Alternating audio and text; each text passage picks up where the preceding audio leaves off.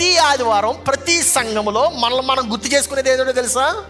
ఘోర పాపి, కన్నీరు. ఎవరని క్షమించిన యేసు ప్రభు నీ కొరకు 2000 సంవత్సరాల క్రితం చనిపోయాడు అనేటువంటి సంఘటన నీకు తెలుసా? నీ పాపాన్ని క్షమించాడనేటువంటి సంఘటన నీకు తెలుసా? ఇంకెందుకు నువ్వు ఏడుస్తున్నావు దాని గురించి? వాళ్ళ పాస్టర్ గారు గుర్తు చేయకపోతే మనం గుర్తు చేసుకుంటాం ఆరాధనలో. We have been talking about the fall of man forever. ఇక చాలు దాని గురించి మాట్లాడటం.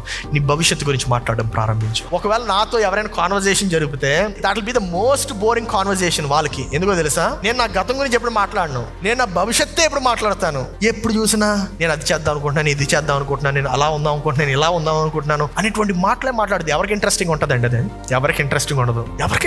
Nobody wants to listen to your plans. Everybody wants to listen to what you did wrong కదా. అప్పుడు ఎందుకు ఇక్కడ వినేసి మళ్ళీ ఇంకో మీటింగ్ పెట్టుకొని మళ్ళీ మీరు అందరూ మాట్లాడుకోవడానికి? We forget what we can do by looking at the past.